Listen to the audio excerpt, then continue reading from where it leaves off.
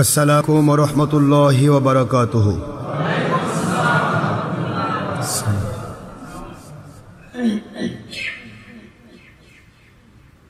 अल्हम्दुलिल्लाहि नहमदुहु व नस्तईनुहु व नस्तगफिरुहु व नु'मिनु बिही व नतवक्कलु अलैहि व नऊदु बिल्लाहि मिन शुरूरि अनफुसिना व मिन सय्यिआति अअमालिना। मन यहदिल्लाहु फहुवल मुहतदी व मन युद्लिल फलन तजिद लहु वलिय्यन मुर्शिदा।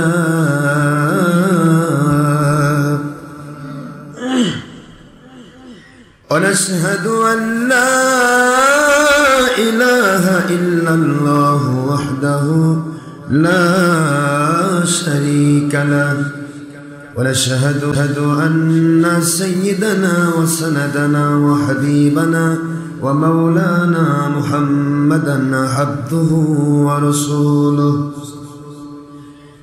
الذي أرسله بالحق شاهدا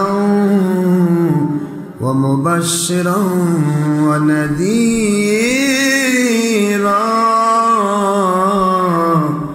وداعيا إلى الله بإذنه وسراجا منيرا. فقد قال الله تعالى في كلامه المجيد وفرقانه الحميد: أعوذ بالله من الشيطان الرجيم. بسم الله الرحمن الرحيم. إن الله وملائكته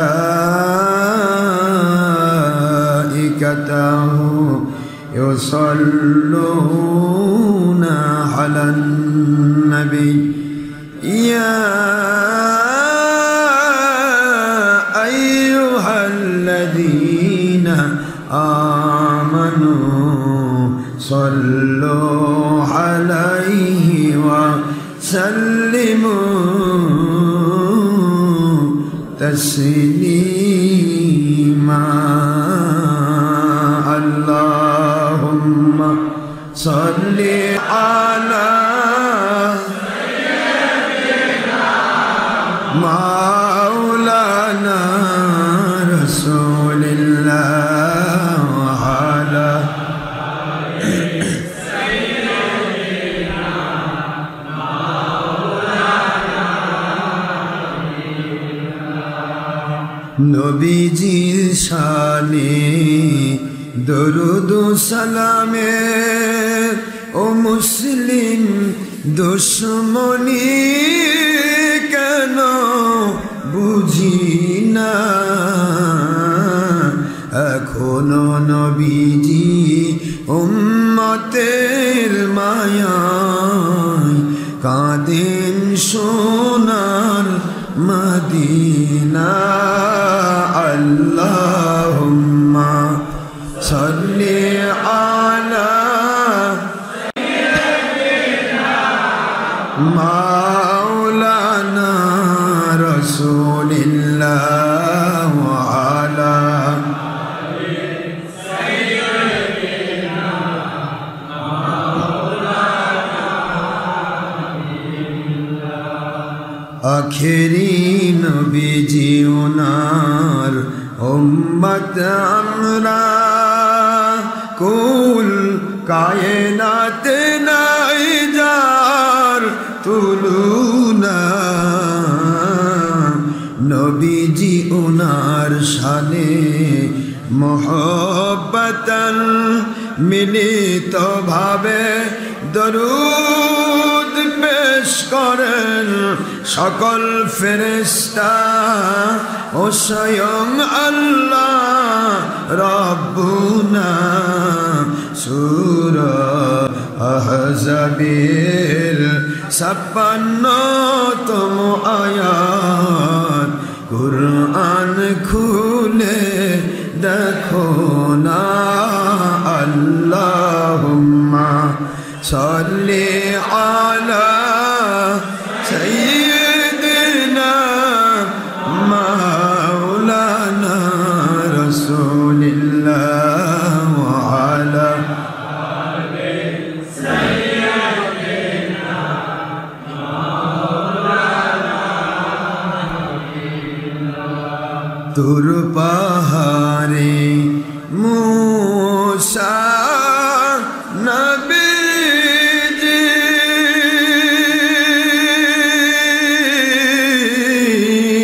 जूता खुले गन्न हन आमार नूर नबी जी उनार जूता मुबारकेर धुलाई আল্লাহর আরশ ধন্য হয় আল্লাহুম্মা সাল্লি আলা সাইয়্যিদিনা মাওলানা রাসূলিল্লাহ ওয়া আলা আলি সাইয়্যিদিনা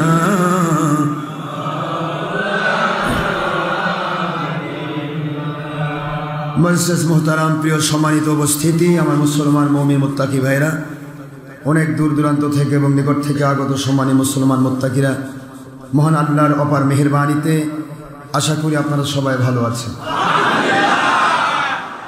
বিরোধী দল সারি দল আলিম উলামা আউলিয়া আউলিয়া জাকিরিন শাকিরিন মুহিব্বিন সর্বস্তরে মুসলমান পুরুষ মহিলা জিন ইনসান যুবক যুবতী বৃদ্ধ বৃদ্ধা ছাত্রছাত্রী প্রশাসনের সকল সেক্টর এসবিটিভি এনএসআইডিজে ফার্ম ইন্টেলিজেন্স গোয়েন্দা সংস্থার ভাইরা পুলিশ ভাইরা র্যাপিড অ্যাকশন ব্যাটালিয়ন বিজিবি সেনাবাহিনী নৌবাহিনী বিমানবাহিনী বাংলার যৌথ বাহিনী এক কথায় ভিক্ষুক এতিম অনাথ থেকে শুরু করে সর্বস্তরের শ্রমিক মজুর কৃষক চাকরিজীবী ব্যবসায়ী জনপ্রতিনিধি ডাক্তার ইঞ্জিনিয়ার ছাত্র শিক্ষক আইনজীবী যিনারা এই যে পেশায় নিয়োজিত আছেন যারা আল্লাহর সন্তুষ্টির জন্য আল্লাহ রব্বুল আলামিনের নবীজির মহব্বতে সত্যিকারের ইসলাম জানা বোঝা এবং মানার উদ্দেশ্যে আমাদের সাথে সম্পৃক্ত হয়েছেন বিভিন্নভাবে মসজিদে এসে অথবা ইন্টারনেটে doctor Ashraf Siddiqui online radio অথবা siddiqui.radio.ml থেকে দেশ বিদেশ থেকে যারা আমাদের সাথে আল্লাহর সন্তুষ্টির জন্য সম্পৃক্ত আছেন সকলের জন্য শুরুতে আমি প্রাণ খোলা দোয়া করছি মহান আল্লাহ পাক যেন আমাদেরকে কামাল হেদায়েত নসিব করেন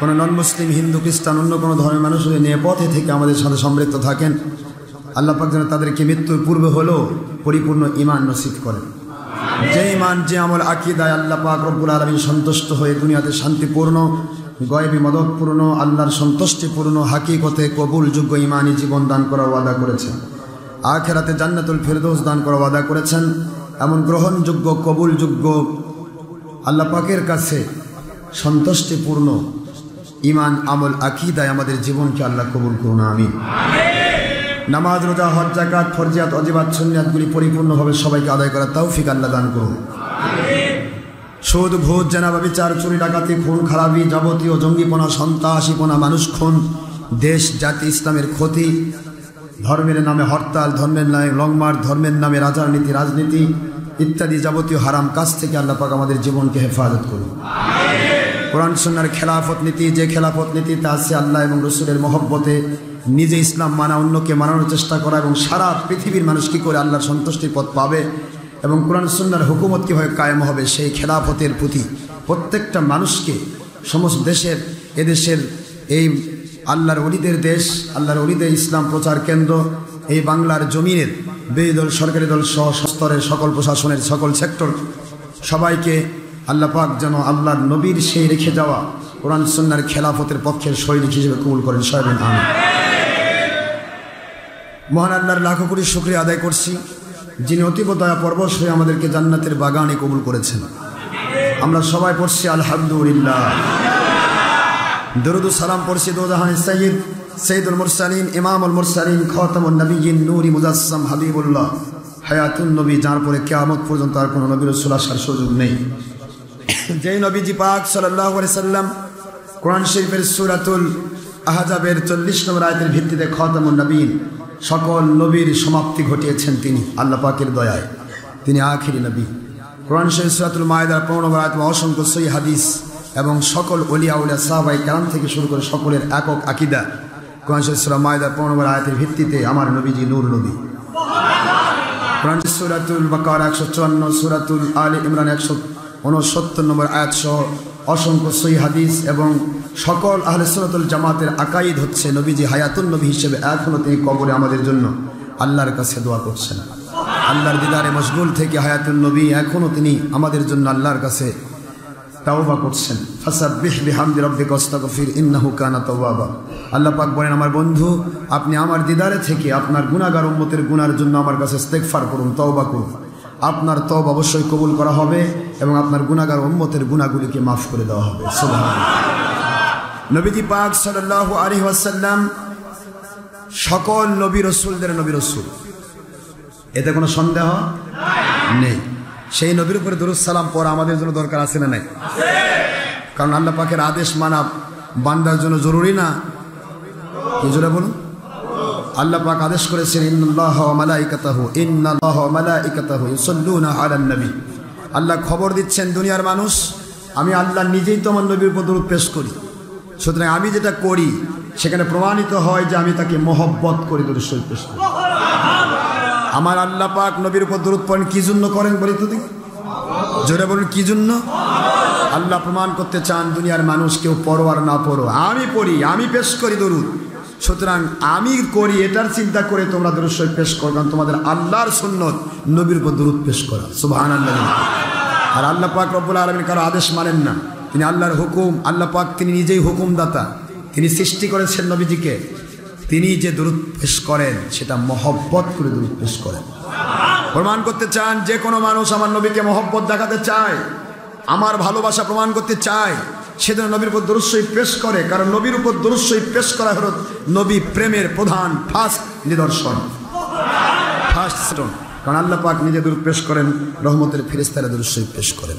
এখান থেকে অনেক মানুষেরা বিভিন্ন রকমের বাতিল 72 ফেরকা বাংলাদেশ সহ সারা পৃথিবীতে জন্ম নিয়েছে মাত্র 100, 150, 200 বছরের ব্যবধানে। এই 200 বছরের আগেকার কোনো আল্লাহর ওলির কাছে এত রকমের ফেতনা ফাসাদমূলক কোনো ফতোয়া ছিল না।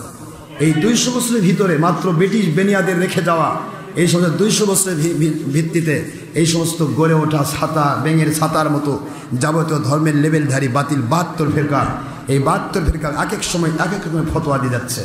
আপনারা খেয়াল করে দেখবেন বাংলাদেশের ইতিহাসে আজ থেকে 15 বছর, 20 বছর, 30 বছর আগে যেই মৌলবীরা তার বাপ দাদার সাথে মিলাদ কিয়াম, তারপরে শবে বরাতে ঈদে মিলাদুন নবীর তওয়ারকের প্যাকেট খেয়ে খেয়ে বড় হয়েছে, আজকে 30 বছরের পরে সারা দেশ বিদেশের ভিক্ষা হালাল করার জন্য এরা আল্লাহর নবীর দুশ্মনী করে দরুদ সালামের বিরুদ্ধে, মিলাদ কিয়ামের বিরুদ্ধে, ঈদে মিলাদুন নবীর বিরুদ্ধে, শবে বরাতের বিরুদ্ধে, এমনকি ফরজ নামাজের পরে হাত তুলে মোনাজাত, আজানের পরে হাত তুলে মোনাজাত, এই সমস্ত মোনাজাতগুলির বিরুদ্ধে তারা ফতোয়া দিয়ে যাচ্ছে। কথা ঠিক না?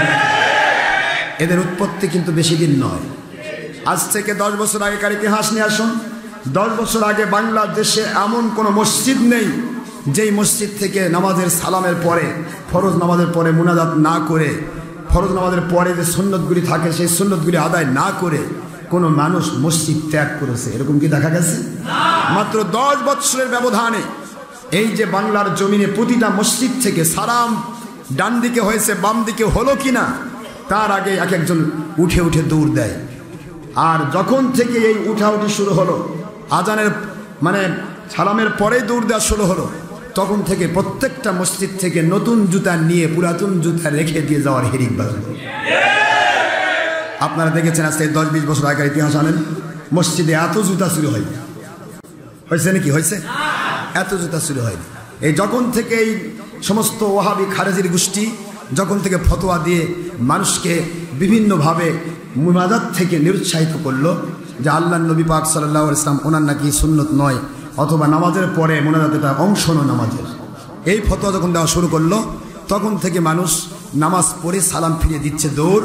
পরে সুন্নতে মুআক্কাদা করেছিল সেটা তো পড়ছে না, সুন্নতে মুআক্কাদা ইচ্ছা করে তরক করে সে কবিরা গুনাহগার হয়। এই কবিরা গুনাহ করে মানুষ পালায় যাচ্ছে। কোন মানুষটি বাড়িতে গিয়ে সুন্নত পড়ে? বাড়িতে গিয়েই তো সে টিভির পর্দা জুড়ে দেয়, বাড়িতে গিয়েই সে মহিলার সাথে বেপর্দা হয়, বাড়িতে গিয়েই সে হারাম কাজে ব্যস্ত হয়ে যায়। কোন মানুষটি গিয়ে সুন্নত আদায় করে? এই যে সালাম ফিরে দৌড় দেওয়া শুরু হলো, তখন থেকে মসজিদে, আপনি প্রত্যেকটা মসজিদে যাবেন, পুরাতন জুতা বস্তা বস্তা পুরাতন জুতা পরে আছে, নতুন জুতা নেপালে যায়। চিন্তা করতে পারেন? বাতিল ফেরকার যত ফতোয়া আসতেছে ততই মানুষ একদিকে ইমান আমল আকীদার দিকে বিপর্যস্ত হচ্ছে, অপরদিকে অর্থনৈতিকভাবেও বিপর্যস্ত হচ্ছে। একটা মানুষ যদি আসে, জুতা যদি চুরি হয়ে যায়, ভালো ইমান নিয়ে আসলো, মনে করে এত ভালো জায়গাতে আসলাম, আমার জুতাগুলো চুরি হয়ে গেল, ইস আল্লাহ জুতাটাই হেফাজত করলো না, তাহলে আশায় কি? আচ্ছা, আল্লাহ কি জুতা হেফাজতের করে দায়িত্ব দিছে? আল্লাহ এতই নগণ্য যে আপনার জুতা হেফাজত করবে? আল্লাহ কি ঠেকা নাকি? আল্লাহ খুব ঠেকায় পড়ে আছে? জুতা হেফাজত করে দিয়েছেন আল্লাহর দায়িত্ব। যার জুতা সে দায়িত্ব রাখবেন। প্রয়োজন মতো জুতাগুলি পলিথিনের মধ্যে উঠায় নিয়ে একটা ব্যাগে, কাপড়ের ব্যাগে উঠায় নেন, নিয়ে আপনার আপনি যেখানে নামাজ পড়েন ওখানে রাখেন। অসুবিধা আছে? সৌদি আরবে তো এটা করা হয়, হজে গেলে তো এটাই করা হয়।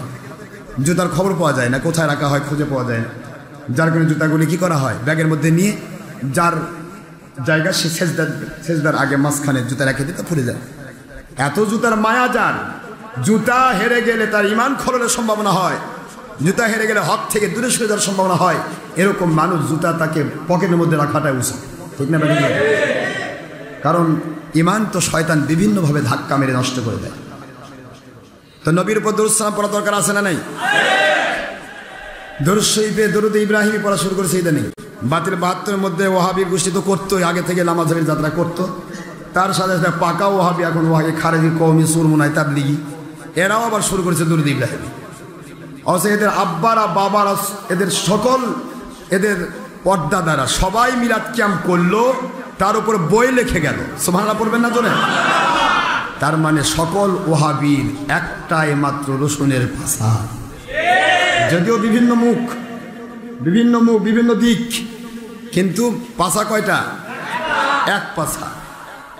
আর দেখাচ্ছে আমি ওটার থেকে দূরে, আমি ওটাতে দূরে, আসলে কিন্তু এরা দূরে না। আকায়েদের দিক থেকে সবাই, সকল বাতিল ফেরকা এক। আহলে সুন্নাত ওয়াল জামাতের বাহিরে সকল বাতিল ফেরকা আকায়েদ কি? এক, অভিন্ন। আহলে সুন্নাত ওয়াল জামাতের আকীদা নবী নূর নবী, এই আপনি আহলে হাদিস দাবিদারি বলেন, এই তারপরে কওমি, খারেজি, সরমুনাই, তাবলিগি বলেন, সকলের আকীদা নবী মাটির কি? নূর নবী না মাটির মানুষ? আহলে সুন্নাত ওয়াল জামাতের আকীদা কি? নূর নবী। আহলে সুন্নাত ওয়াল জামাতের আকীদা মিলাদ কিয়াম আছে, ছিল, থাকবে। এদের সকলের আকীদা মিলাদ কিয়াম বেদাত শিরক। আহলে সুন্নাত ওয়াল জামাতের আকীদা ছিল আল্লাহর হাবিব হুজুর পাক সাল্লাল্লাহু আলাইহি সাল্লাম উনি কারো মতো নন, আর এরা করছে নবী আমাদের মতো।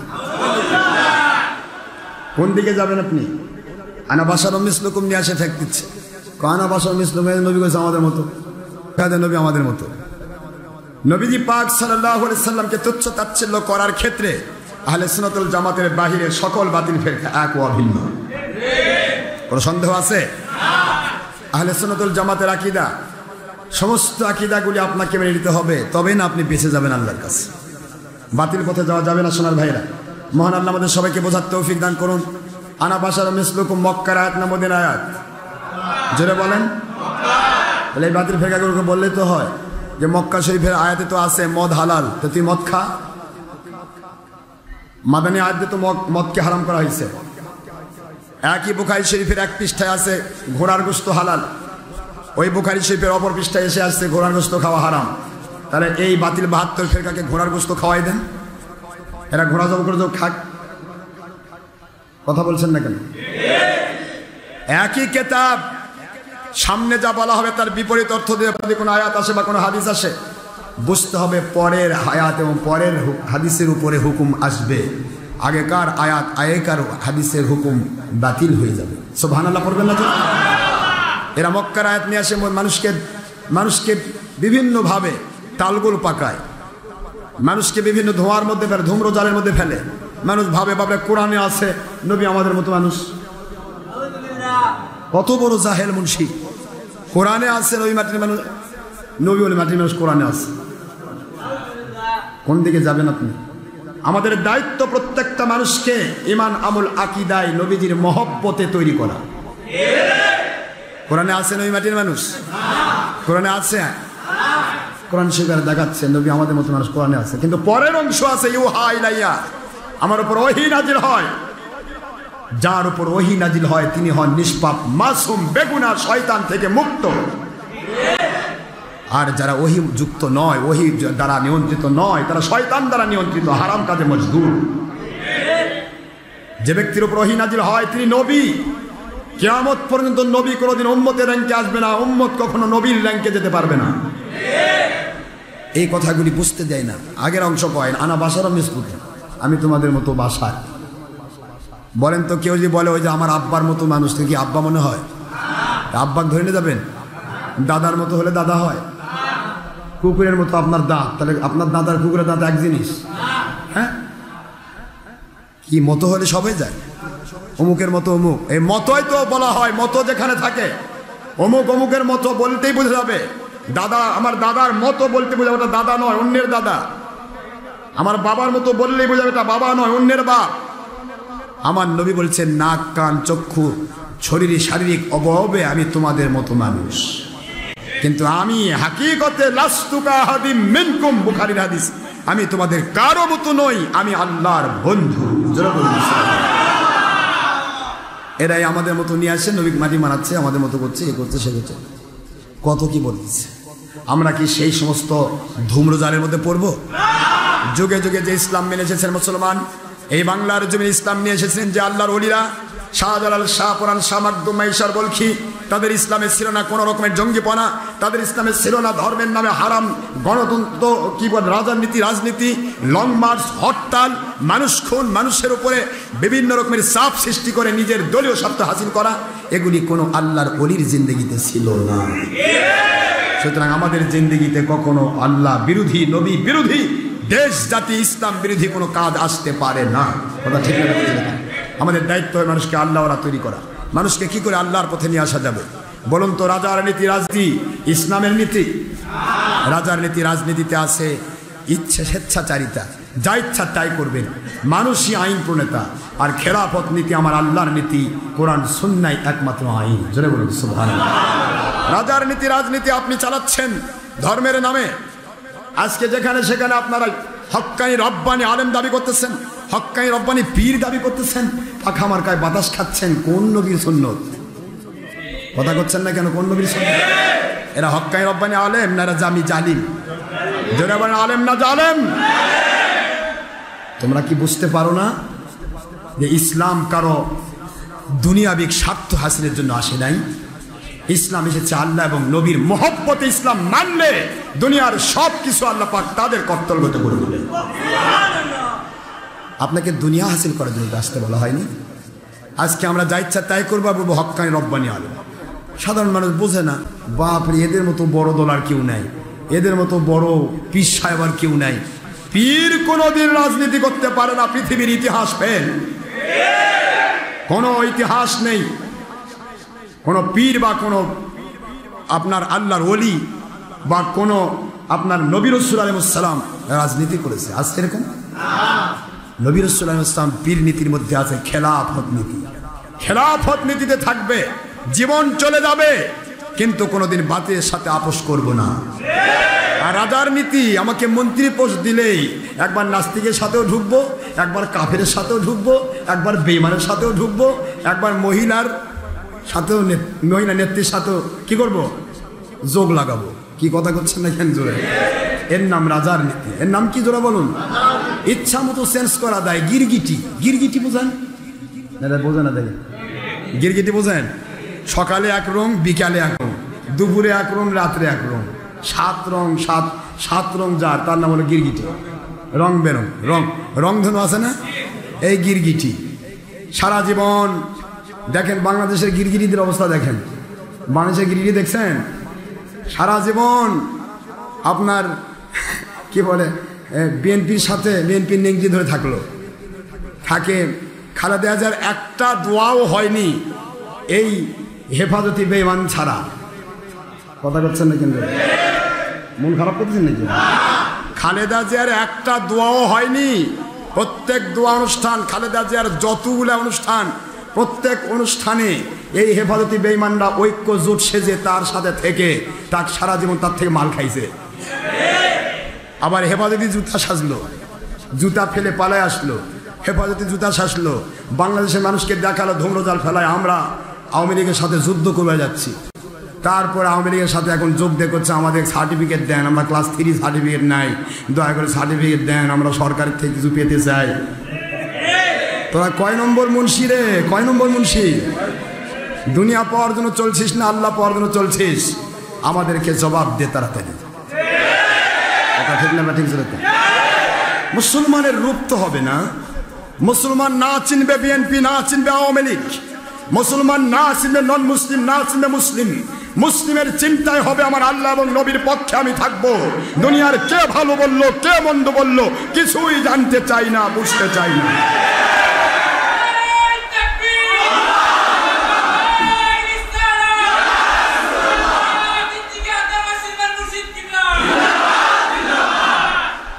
সুতরাং সেই সমস্ত বেঈমানেরা তো আমাদের বিরুদ্ধে মিথ্যা অবাদ দেবেই, মাহফিল বন্ধ করার চেষ্টা করবে। হ্যাঁ, প্রশাসনের কাছে গিয়ে মুসলিকা দিল 5 বেঈমান। এই 5 বেঈমান যা মুসলিকা দিল, স্যার আমরা আর ওনাকে কোনোদিন কিছু বলবো না। আমি গুনাহগার বললাম, ঠিক আছে আমাকে বলবে না তো আমি আবার বলবো কেন, থাক। পরের দিন থেকে এই বেঈমানেরা মাহফিল বন্ধ করার চেষ্টা করতেছে। এদের রূপ কয়টা? এই বেঈমানদের রূপ করা, ধর্মের লেবেলধারী বেঈমানদের রূপ কয়টা? সুতরাং এই বেঈমান দেখতে সাবধান। একটা সাধারণ কাফের, মুশরিক, হিন্দু, খ্রিস্টান, বৌদ্ধ, নন মুসলিম দ্বারা আপনার যত ক্ষতি হবে না, এই ধর্মের লেবেলধারী বেঈমানদের তার চেয়ে বেশি ক্ষতি হবে। কাফের মুশরিক আপনাকে কাফের বানাতে পারবে না, কিন্তু এরা ধর্মের নামে নবীকে আমাদের মতো বলবে, বড় ভাইয়ের মতো বলবে, মাটির মানুষ বলবে। ধর্মের নামে রাজনীতি করবে আর বলবে এটা ইসলামী নীতি। ধর্মের নামে আব্রাহাম লিঙ্কনের রাজনীতি করবে আর বলবে যে এটা আমরা নবীর নীতি করতেছি, ইমানি দায়িত্ব। হরতাল করবে, করমচাঁদ গান্ধীর হরতাল করবে, কবে এটা ইমানি দায়িত্ব। ধর্মের নামে আপনার লং মার্চ করবে, বলবে এটা ইমানি দায়িত্ব। ধর্মের নামে ছবি, ভিডিও, টিভি করবে, কওমি টিভি চালু করবে, টিভি চালু করবে, হাজার টিভি চালু করবে, করে বলবে আমরা ইসলামী পথে আছি। এই বেঈমানদের থেকে সাবধান, সাবধান, সাবধান মুসলমান। আমি আপনাদের আগে বলেছি, মুসলিম যদি আল্লাহর সন্তুষ্টির পথ পেতে চান তাহলে বাতিল 72 ফেরকার বেঈমান থেকে আগে নিজেকে হেফাজত করতে হবে। এই বেঈমানেরা আমাদের মাহফিল বন্ধ করে, এরা কয় আমাদের বেঈমান কয়। আচ্ছা, কোরআনের মাহফিল বন্ধ করার চেষ্টা যারা করে তারা মুসলমান? এই একটা দলিলই তো যথেষ্ট, তোমরা পাকা বেঈমান। কোরআন শরীফের মাহফিলের পক্ষে থাকবে মুসলমান। আল্লাহর ওলিদের বিরুদ্ধাচরণ যে করে সে মুসলমান? আল্লাহ বলেছেন ওমান আদ আলী ওলিয়ান ফাকাদ আযানতুহু বিল হার। বুখারী শরীফ 26 পারা 2 নম্বর খণ্ড, আরবি ভলিউম 963 পৃষ্ঠা, আরবি আল্লাহ হাদিসে কুদসিতে স্পষ্ট বলেছেন ওমান আদ আলী ওলিয়ান ফাকাদ আযানতুহু বিল হার। যে ব্যক্তি আমার ওলিদের দুশমনি করে আমি আল্লাহ তার বিরুদ্ধে যুদ্ধ ঘোষণা করি। তো কাজে আল্লাহ তার বিরুদ্ধে যুদ্ধ ঘোষণা করে সে মুসলমান থাকে না? মুমিনের পক্ষে আল্লাহ কি করেন? ওয়া কানা হাক্কান আলাইনা নাসরুল মুমিনিন।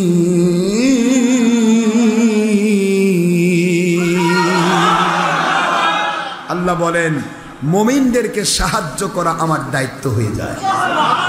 মুসলমান মুমিন যারা, তাদেরকে সাহায্য করা আমার দায়িত্ব হয়ে যায়। আপনারা সাদামাটা মানুষ, আপনারা সাধারণ মানুষ, আপনারা যে কোনো মুহূর্তে একজন হক্কানি ওলির কাছে গিয়ে জীবনের গুনাহ মাপ পেয়ে জান্নাতি জীবন লাভ করার সম্ভাবনা 100% আছে।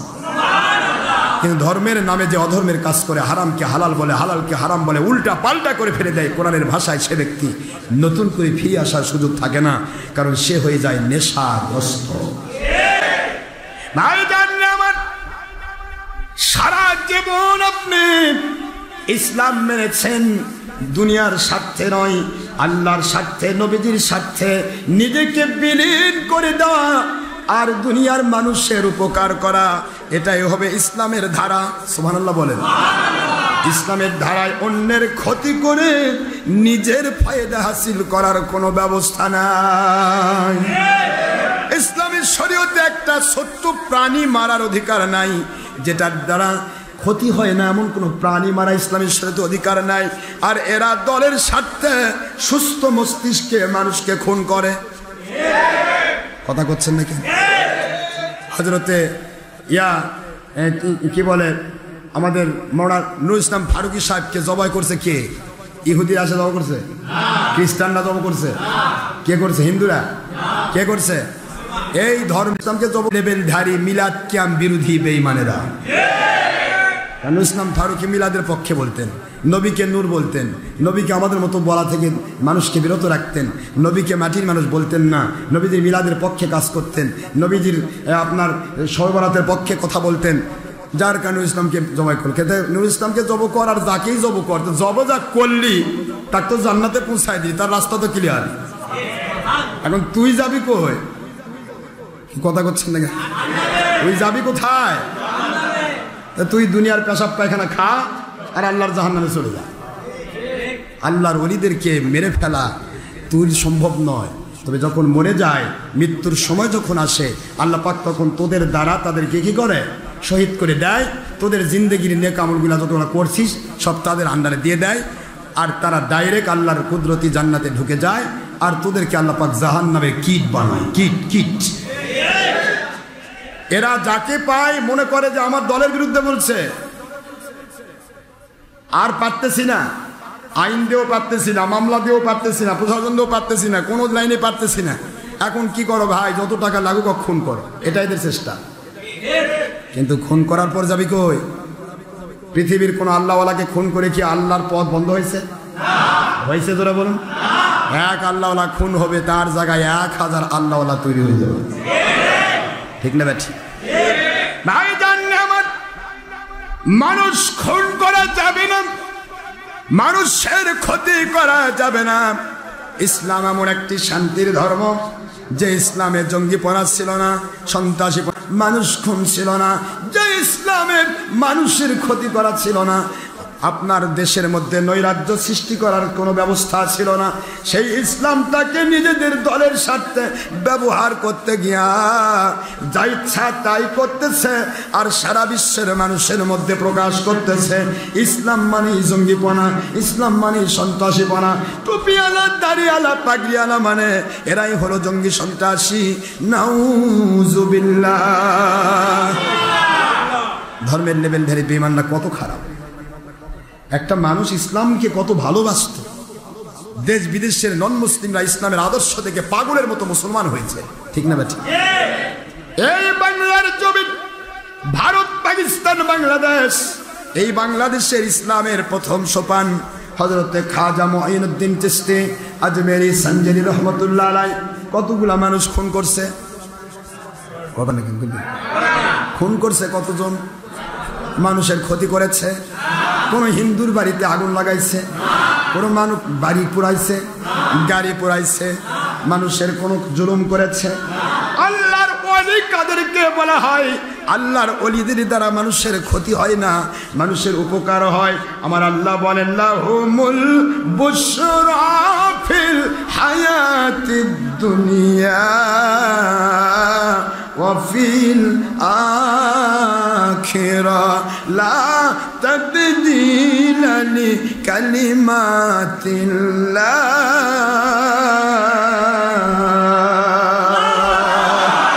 যালিকা হুয়াল ফাউজুল আযীম।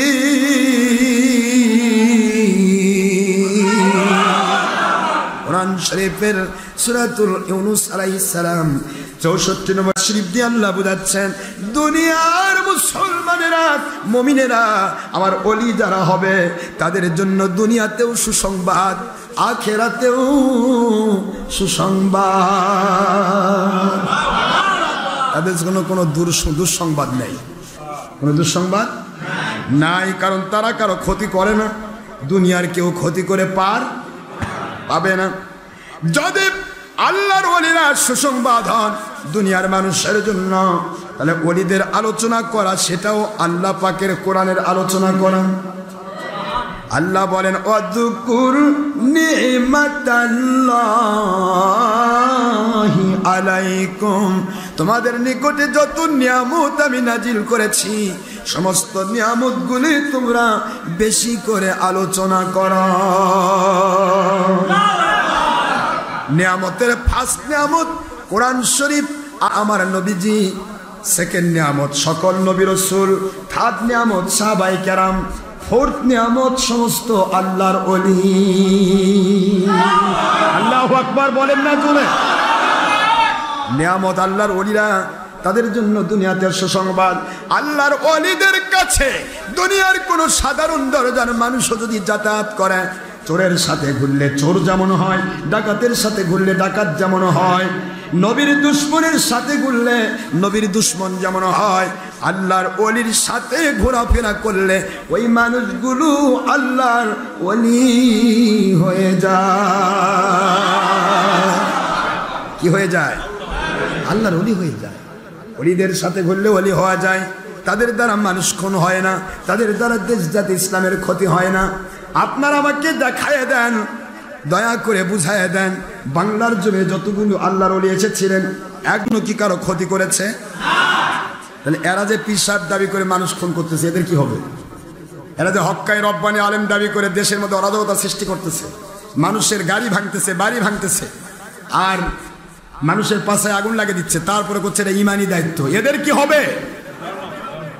এরা কি ওলি?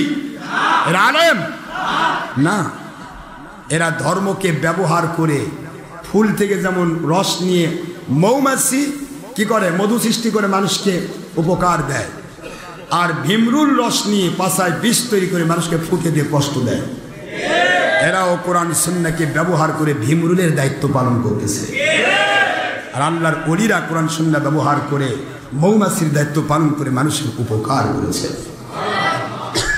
পৃথিবীতে যার সাথে যার আল্লাহর জন্য সম্পর্ক হয়, বুখারীর হাদিস আল মারউ মা মান আহাব্বা, আন আবি হুরায়রা রাদিয়াল্লাহু তাআলা আনহু قال قال رسول الله صلى الله تعالى عليه وسلم المرء مع من احبه كما قال رسول الله صلى الله تعالى عليه وسلم رواه البخاري مسلم في الباري عمدة القاري شرح الشريف تفسير الباري مجاهد حق الدرمي ذلك كتب التحرق الى ذلك 50 كتابا صحيحا وفي روايه اخرى في ابو داود بن مشكات مركات السلمات مسند عبد الرزاق مصنف ابن شيبه وغير ذلك 50 كتابا صحيحا عن ابي هريره رضي الله تعالى عنه قال قال رسول الله صلى الله تعالى عليه وسلم من احب لله وابغض لله واعطى لله ومنع لله فقد استكمل الايمان।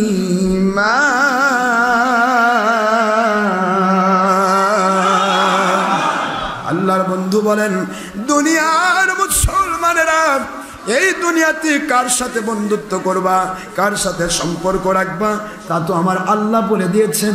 আল্লাহর সাথে সুর মিলিয়ে আমিও ওহি গায়রে মাতলুব দিয়ে বলে দিচ্ছি। আল্লাহ বললেন কুনু মা সাদিকিন, সত্যবাদী আল্লাহওয়ালাদের তোমরা সাথী হয়ে যাও। সত্যবাদী আল্লাহওয়ালা তারা, সত্যবাদীদের দ্বারা মানুষ কখনো ক্ষতিগ্রস্ত হয় না। সত্যবাদী তার ক্ষতিগ্রস্ত হয়? সত্যবাদী আল্লাহ যারা নিজেকে বিলীন করতে জানে, অন্যের ক্ষতি করতে জানে না। যেমন হযরত হুসাইন রাদিয়াল্লাহু আনহু নিজের জান দিয়ে দিয়েছেন, কিন্তু ক্ষতি না করে বরং নবীজির ইসলামটাকে জিন্দা করেছে। ইসলাম জিন্দা হতা হ্যায় হর কারবালা কি বাত, ইসলাম জিন্দা হয়েছে কারবালার ঘটনার পর থেকে। এই জন্য আল্লাহর জমিনের মধ্যে আমার নবী বুঝায় দিলেন, তুমি কার সাথী হবে। একই জায়গায় হোসেন বাহিনী মাত্র দুই, হোসেনের পক্ষে মাত্র তার আপনজনেরা সবাই মিলে 40-50 জন পুরুষ। আরেকদিকে ইয়াজিদ বাহিনী, তারাও নামাজওয়ালা, রোজাওয়ালা, হজওয়ালা, জাকাতওয়ালা, কোরআনওয়ালা, হাব্বাওয়ালা, জুব্বাওয়ালা, তসবিওয়ালা, পাগড়িওয়ালা। কথা বোঝেন নাকি? 12,500 বাহিনী, 12,500 ইয়াজিদ বাহিনী একই জায়গায়। আরেকদিকে হোসেন মাত্র 40 থেকে 50 জন পুরুষ, মহিলাগুলো সহ 72। বুঝতে পারতেছেন? সেই হোসেনের পক্ষে যাবে নাকি 12,500 পক্ষে যাবে? তুমি নিজের বিবেককে জিজ্ঞাসা করো। বিবেক যদি বলে ইয়াজিদের পক্ষে যাব, তাহলে কিয়ামত পর্যন্ত বাতিল ফেরকা পক্ষে তুমি চলে যাবে। আর বিবেক যদি বলে আমি হুসাইনের পক্ষে যাব, সারা দুনিয়ার সব যদি বাতিল 72 হয়ে যায়, আল্লাহর ওলি সত্যবাদীদের সাথে আমি থাকতে চাই।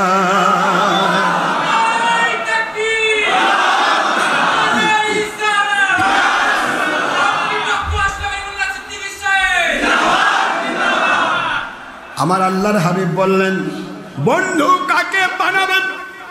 আলমারুফ মা মান আহাব্বা, পৃথিবীতে যার সাথে যার আল্লাহর জন্য ভালোবাসা হয়, আল্লাহর জন্য সম্পর্ক হয়, তার সাথে তার হাসর হবে, তার সাথে তার জান্নাত হবে। জোরে বলুন সুবহানাল্লাহ। পৃথিবীতে নবীর দুশ্মনের সাথে সম্পর্ক করেছেন, কিয়ামতের দিন নবীর দুশ্মন জাহান্নামে যাবে, আর আপনি বলবেন আল্লাহ আমাকে জান্নাত দেন। আমার আল্লাহ বলবেন তুই কি আমার ভাষা বুঝিস নাই? কুনু মা'আস সাদিকিন। আমি সূরা তওবার 119 নম্বর আয়াতে বলেছি, আমার সত্যবাদী আল্লাহওয়ালার তুমি সাথে হয়ে যাও। আর আমার নবীও বলেছেন, আলমারউ মা'a মান আহাব্বা, পৃথিবীতে যার সাথে যার আল্লাহর জন্য ভালোবাসা হয়, মহব্বত হয়, সম্পর্ক হয়, কানেকশন হয়, তার সাথে তার হাসর হয়।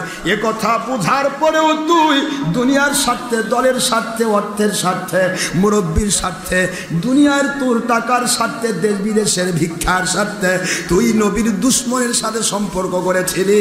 আজকে নবীর দুশ্মনরা জাহান্নামে যাচ্ছে, তুইও আমার নবীর ভাষায়, আমার কোরআনের ভাষায় জাহান্নামে যেতে হবে। কোথায় যাবেন আপনি? আমরা বাতিল পথে যাব না হক পথে আসবো? হক পথ কাকে বলে? মানুষ খুন, মানুষের ক্ষতি, কোরআনের মাহফিলে বাধা। কি কোরআনের মাহফিলে বাধা দেওয়া হক পথ? ইরে বাবা, সবচেয়ে বড় রাস্তা আল্লাহর রাস্তা ভাই, আল্লাহর রাস্তা। আল্লাহর রাস্তায় থাকে, কোরআনের মাহফিলে বাধা দেয়। কোন আল্লাহর রাস্তা? না শয়তানের রাস্তায় যায়। আল্লাহ রাস্তা আল্লাহরা হয়েছেন, মানুষকে ধোকা দেন। আর কোন অফিসারকে কোন স্যার আল্লাহ রাস্তায় যাবো স্যার, অফিসার চিন্তা করে বাপরে আল্লাহ রাস্তার কথা কইছে, হিন্দু মানুষ হলেও তাই ছুটি দিয়ে দেয়, স্যার যান স্যার, তারপর যাওয়াই হোক স্যার। আল্লাহর রাস্তার কথা কইছে, আল্লাহ রাস্তায় যায় কি করতেছেন? কোরআনের মাহফিলে বাধা দেওয়ার জন্য মসজিদের মধ্যে বসে থেকে পরামর্শ করতেছেন, মুশাওয়ারা। কোরআনের মাহফিল বাধা দেওয়ার জন্য মুশাওয়ারা করছেন যে কি করে কোরআনের মাহফিল বন্ধ করা যায়। আপনি আল্লাহর রাস্তায় নেই, শয়তান আপনাকে ধোকা দিয়ে শয়তানের রাস্তায় ফেলে দিয়ে আল্লাহর রাস্তা বলে আপনাকে ভীমরতির মধ্যে ঢুকাইছে, আপনাকে তালগুল পাকায়, আপনাকে গোলক ধাঁধার মধ্যে ঘুরাচ্ছে। আল্লাহর রাস্তার মধ্যে নাই, যত বলেই যে কেউ হন না কেন, আল্লাহর রাস্তায় কারো ক্ষতি নাই, আল্লাহর রাস্তায় নবীদের দুশ্মনী নাই, আল্লাহর রাস্তায় কখনো আল্লাহ কোরআনের বিরুদ্ধাচরণ নাই। আপনি বুঝতে পারছেন না? নিজের দলের সাথে পারলে কোরআনের মাহফিল বাধা দিচ্ছেন। বাধা দেওয়ার জন্য চতুর্মুখে ঘুষ, স্যার যত টাকা লাগে স্যার দিচ্ছি, স্যার দয়া করে মাহফিলটা বন্ধ করেন স্যার। কারণ ডক্টর আশরাফ সিদ্দিকী যদি আসে, স্যার আমাদের দলের সব একবারে নারী ভূমি টানে বার করবে স্যার। কথা বলছেন না কেন জোরে? হ্যাঁ, তোমার দলের নারী ভূমি টানে কেন বের করতেছে আমি বুঝতে পারছো না? আকলমন্দ আর সমঝদারকে ইশারায় কাফি হে, জ্ঞানীদের জন্য ইশারায় যথেষ্ট। তুমি বুঝতে পারতেছো না বেঈমান, তুমি বেঈমানি পথে আসো। তোমার ইমানটা তাজা করার জন্য, দলের স্বার্থ বাদ দিয়ে আল্লাহ এবং নবী প্রেমে নিজেকে তৈরি করার জন্য আমি তোমাকে চেষ্টা চালাচ্ছি। তোমাকে আমি কি বোঝাচ্ছি? তোমার তো আমি দুশ্মন নই, আমি তো কোনো মানুষের বিরোধী নই।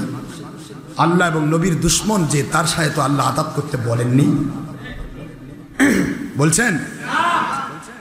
ভাইজান আমার, হযরত ইউসুফ আলাইহিস সালাম এত বড় দরজার নবী, সিদ্দিকুল্লাহ বলা হয়। কি বলা হয়? সিদ্দিকুল্লাহ, আল্লাহর সিদ্দিক। সুবহানাল্লাহ, সুবহানাল্লাহ। লা ইলাহা ইল্লাল্লাহ ইউসুফ সিদ্দিকুল্লাহ,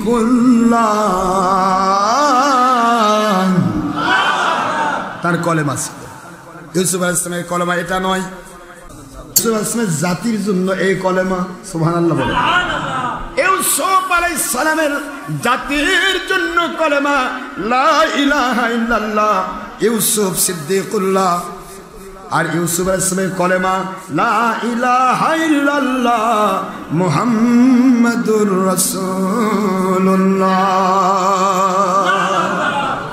সাল্লাল্লাহু আলাইহি ওয়াসাল্লাম। সকল নবী রাসূলের জাতির কলেমা তার নবী দিয়ে, আর সকল নবী রাসূলের কলেমা আমার নবী। একটু সুবহানাল্লাহ জোরে পড়বেন না? কারণ আল্লাহ ইকরার নিয়ে নিচ্ছেন, আমার আখেরি নবীকে মেনে নিবে তাহলে তোমাদেরকে আমি নবী রাসূল এসে পাঠাবো।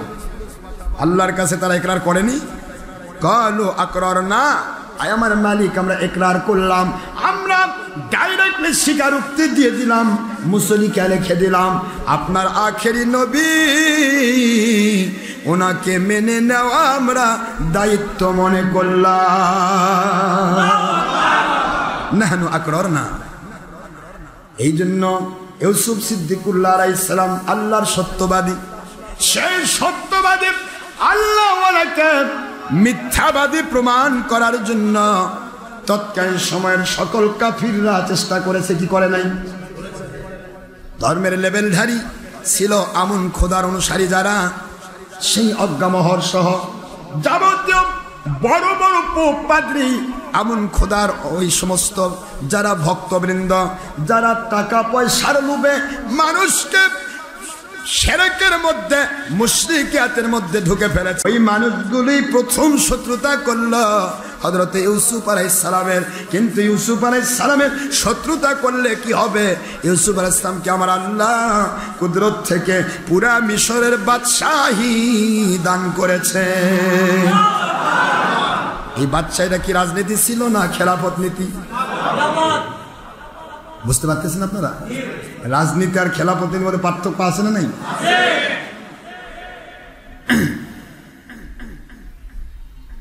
রাজনীতির মধ্যে খেলাফত নীতির মধ্যে পার্থক্য কি? রাজনীতির মধ্যে এই মিশর রাজ্যে এমন একটা অবস্থা ছিল, আল্লাহর নাম নেওয়াটা দোষণীয় ছিল। যদি কেউ আল্লাহ পাকের নাম নিত, তাকে অজ্ঞা মোহরের লোকেরা ডাইরেক্ট আগুনে পুড়ায়, জ্বালিয়ে পুড়িয়ে মারে দিত। নাউজুবিল্লাহ। আমার আল্লাহ বলেন, যেই জায়গায় আল্লাহর নাম নেওয়া যায় না, যেই জায়গার মানুষ একজন মানুষকে কিনে কিনে কিনে গোলামি করায়, ও আমার ইউসুফ সিদ্দিকুল্লাহ, আমি আল্লাহ রব্বুল আলামিন জানি আপনি আমার গোলামি করেন। আমি আল্লাহ পাক গোটা মিশরের সর্বস্তরের মানুষকে আপনার গোলাম বানাতে চাই। ওরা একজন আরেকজনের গোলামি করে, কিন্তু আমি কারো গোলাম কাউকে করতে দেব না। আপনি হবেন ওই দেশের পরিপূর্ণ মালিক, আমি আপনাকে মালিক বানাবো, ওরা সবাই আপনার কাছে গোলাম হবে, ওরা জমি আপনার কাছে সব বিক্রি করবে, ওদের অস্তিত্ব বিক্রি করে দিবে, নিজেকে আপনার কাছে গোলাম হিসেবে সুপর্দ করবে। আর আপনি তখন বলবেন, আমার গোলাম তো তোমাদের বানাইছে এই জন্য, তোমাদের আমন খোদাকে বাদ দিয়ে আমার মালিকের গোলামি করার জন্য। আল্লাহু আকবার, জোরে বলুন। দুনিয়াতে আল্লাহর ওলিরা কেন মানুষকে আল্লাহর ওলিদের পথে ডাকেন? ইমামের পিছনে যখন আপনি নামাজ পড়বেন, নামাজে গিয়ে ইমাম যদি সেজদা না দেয়, আপনি সেজদা দিতে পারছেন না। ইমামের গোলামি করা লাগে? জোরে কন্যা লাগে না? লাগে না? ইমামের পিছে গিয়ে ইমামের পিছনে নামাজ পড়বেন। You are prime minister of this world, you are president of this world, সারা জগতের বাদশা আপনি হন না কেন, ইমামের পিছনে যখন একটি দায়িত্ব বিহাদার ইমাম পড়বেন, তখন ইমামের আগে সেজদা দিলে নামাজ বাতিল হবে, ইমামের আগে রুকুতে গেলে নামাজ বাতিল হবে। ঠিক না ঠিক? আমার আল্লাহ বুঝাইলেন না, আমার গোলাম বানানোর জন্য আমি আমার পক্ষ থেকে প্রেরিত আল্লাহওয়ালা ইমাম যারা, তাদের তোমাদের গোলাম বানালাম। আমার ইমামদের গোলামির মধ্য দিয়া আমি আল্লাহর গোলাম হতে হয়। গোলামি বোঝে না, কই নবীর গোলাম হলে তো সেরে কই যাবে, আমরা তো সব আল্লাহর গোলাম। আল্লাহর গোলাম আমি নামাজ পড়ে যায়, ইমামের পিছিয়ে যায়, সেজদা দিয়ে চুপ করে শুয়ে থাকে। কি কোন আপনার কথা করছেন? আমার আল্লাহর কথা বুঝতে পারতেছেন না? ইমামের গোলামি করা কি? নামাজে গেলেন ইমামের গোলামি কেন? গেছেন তো আল্লাহকে আল্লাহর গোলামি করার জন্য। আল্লাহ বোঝাচ্ছেন, আমার গোলাম হতে গেলে প্রথমে আমার পক্ষ থেকে প্রেরিত প্রতিনিধির গোলামি করতে হয়। কি বলেন আপনারা? ইউসুফ সিদ্দিকুল্লাহ আলাইহিস সালাম ওনার জীবন জিন্দেগি এমন ভাবে তৈরি করেছিলেন, যখন তিনি জুলাইখার বাড়িতে চলে গেলেন, জুলাইখার বাড়িতে যাওয়ার পর আল্লাহর কুদরত অসংখ্য ঘটনা ঘটিয়ে নিলেন।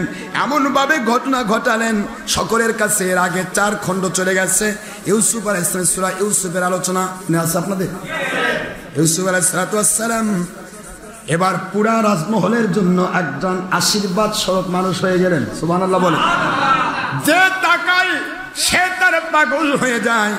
আমার আল্লাহ বলেন, দেখো যেখানে আল্লাহর নাম নেওয়ার কেউ ছিল না, ওইখানে আমি এমন ব্যক্তি পাঠিয়ে দিছি, আমার ইউসুফকে দেখে পাগল হবা, আর আমার ইউসুফ তোমাদেরকে আল্লাহর পাগল বানাবে। তোমরা বুঝতে পারতেছো না? পুরা মিশর থেকে আল্লাহর নাম তুলে দিছ।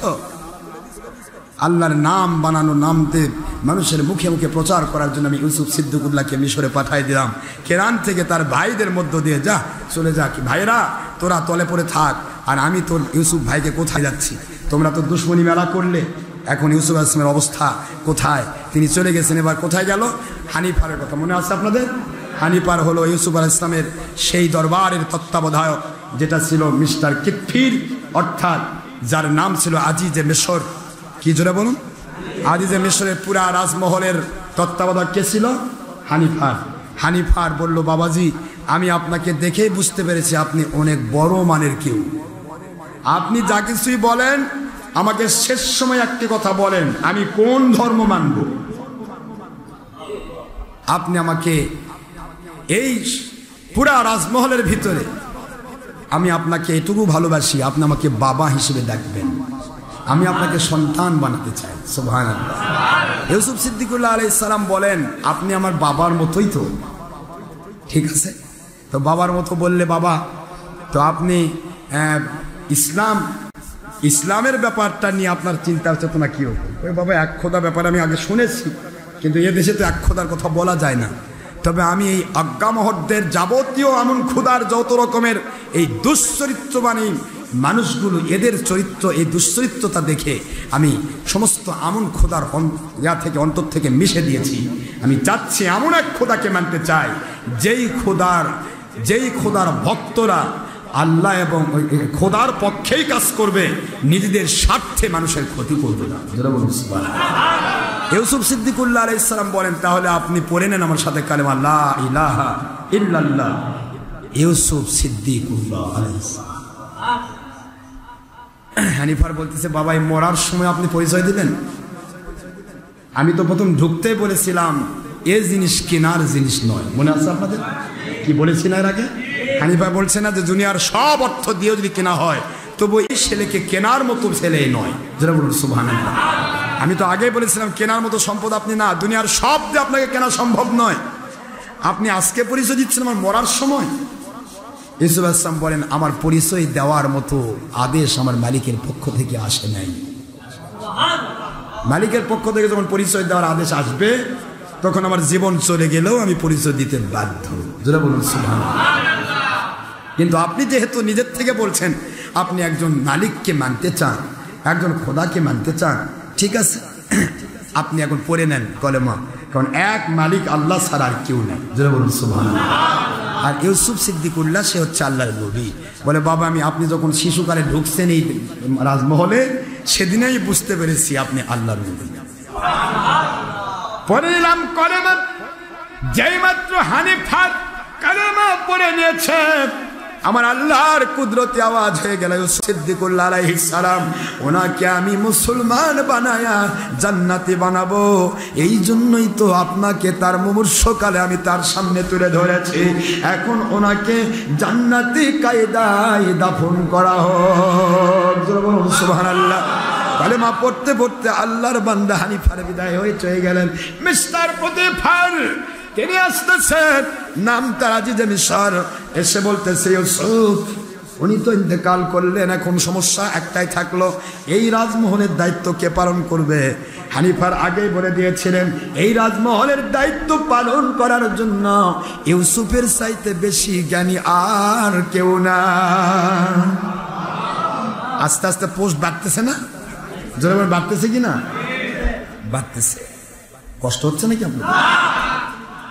ইউসুফের চাইতে পোস্ট বড় পাওয়ার আর কেউ নাই। হানিফ ইঙ্গিত দিয়ে দিলেন, সারা জীবন আমি ছিলাম আপনার এই রাজদরবারের, আমি রাজদরবারের পরিপূর্ণ তত্ত্বাবধায়ক ছিলাম। এই তত্ত্বাবধায়কের দায়িত্ব আমার পক্ষ থেকে আমি ইউসুফ সিদ্দিকুল্লাহর উপরে দায়িত্ব দিয়ে দিলাম। প্রতিফার বলতেছে, ঠিক আছে, আপনি যখন দায়িত্ব দিচ্ছেন আমার পক্ষ থেকেও তো আমি তাকে ভালোবাসি, তাকে তো আমি আমার সন্তান বানানোর জন্য নিয়ে আসছিলাম। সুবহানাল্লাহ জোরে বলে, সন্তান বানানোর জন্য নিয়ে আসছিলাম। মনে আছে না আপনার? আপনাদের মনে আছে না? وقال الذي اشتراه من مصر لامرأته أكرمي مثواه عسى أن ينفعنا أو نتخذه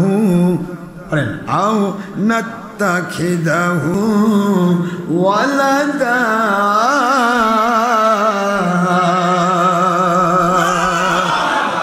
বিবিরে, ও আমার জুলাইখা, পুরা মিশরের মধ্যে সবচাইতে আকর্ষণীয় সুন্দরী মহিলা তুমি। তোমার তো কোনো সন্তান নেই, আমি তোমার স্বামী, আজিজে মিশর প্রধানমন্ত্রী, এই জায়গার আমি, আমারও কোনো সন্তান নেই। সন্তান যখন আমাদের নাই, যেই ছেলেটাকে তার ওজনে সোনা দিয়া, ওজনে রৌপ্য দিয়া, ওজনে রেশম দিয়া, ওজনে আমি মেস্কো আম্বর দিয়া ক্রয় করে নিয়ে আসলাম, ওই সন্তানটাকে তোমার সামনে তুলে ধরলাম। একে অত্যন্ত সম্মানের সাথে, আদরের সাথে, ইজ্জতের সাথে পালন করতে থাকো, কারণ এই ছেলেটা একদিন হবে আমার এই রাজদরবারের প্রতিনিধি। পাশাপাশি আও নাত্তাখিদাহু ওয়ালাদা, আমরা আমাদের জীবনে কোনো সন্তান যেহেতু নাই, এই জন্য এই ইউসুফ সিদ্দিকুল্লাহকে আমাদের সন্তান বানাতে চায়। নাত্তাখিদাহু ওয়ালাদা, বুঝতে পারতেছেন? তিনি বলতেছেন, আমি তো ঘোষণায় দিয়েছিলাম তাকে আমি সন্তান হিসেবে গ্রহণ করব। আমার রাজদরবারের প্রতিনিধিত্ব, পুরা তত্ত্বাবধায়কের দায়িত্ব দিয়া আমি তাকে আমার সন্তানের মর্যাদা দিতে চাই। এই জন্য হানিফারের কথায় তিনি একত্রিত হয়ে গেলেন। রাজদরবারের দায়িত্ব যখন তিনি পেয়ে গেলেন, পুরা রাজদরবারের সকল প্রকার মহিলা এবং পুরুষ সকলেই হলেন, সকলের কাছে হযরত ইউসুফ আলাইহিস সালাম হলেন চোখের মণি। ইউসুফ আলাইহিস সালামকে চোখের মণি বানায় ফেল সবাই। খালি একজন ব্যক্তি তার বিরোধী ছিল, তার নাম জুলাইখার প্রথম 1 নম্বর কানিজ, নাম হলো কারিমামা বলা হয়। কারিমা থেকে কারিমামা। এই কারিমামা মেয়েটা এসেছিল ইউসুফ আলাইহিস সালামের ঘোর বিরোধী। মানে বুঝতেছেন না, যে কোনো জায়গায় আল্লাহওয়ালা আসলে একজন না একজনের উপর কিন্তু ইবলিস ভর করে কাজ করবে। ইবলিস কিন্তু বসে থাকবে না, আল্লাহওয়ালাদেরকে খোঁচা দেওয়ার জন্য কিছু লোক থাকবে না, থাকবে না। তো এই কারিমামার উপর ইবলিস বসে থাকলো। আর কারিমামা হচ্ছে আমন খোদার প্রধান ভক্ত, অজ্ঞামহরের প্রধান সেবিকা, নাউজুবিল্লাহ। কারিমামা তার বিরোধী। তাছাড়া পুরা মহলে যত সেক্টর, সকল সেক্টরের মানুষ তাকে দেখে আর পাগলের মতো চিন্তা করে যে এত সুন্দর মানুষ জীবনে কোন দেখিনি। যেমন চেহারা, যেমন ব্যবহার, তেমনই বুদ্ধিমত্তা। এর আগে সূরার বিচার করে মনে নেই? এত বুদ্ধিমত্তা, হিকমত, জ্ঞান, প্রজ্ঞা সবকিছু তার ভিতরে এত কঠিন, যে দেখে সে পাগল হয়ে যায়। রান্নাঘরে রান্না করতে চাল দিচ্ছে ভাতের মধ্যে, ইউসুফ আলাইহিস সালাম দিকে তাকায়, চাল ভাতের ইয়ার মধ্যে না পড়ে মাটির মধ্যে ধর করে পড়তেছে, ও জানে না। কথা বুঝতেছেন? চাল পাতিলের মধ্যে না পড়ে পড়তেছে কোথায়? কোন দিকে তাকাইছে? ইউসুফ সিদ্দিকুল্লাহর দিকে তাকাইছে। এত সুন্দর মানুষ হয় জীবনে তো এই ফার্স্ট দেখলাম। যে দেখে সে পাগল হয়ে যায়। এখন এই পাগলামি দেখে কারিমামার ভিতরে শয়তান ঢুকে ধরল, দেখে কিভাবে ইউসুফ থেকে এই রাজদরবার খালি করা যায়। নাউজুবিল্লাহ।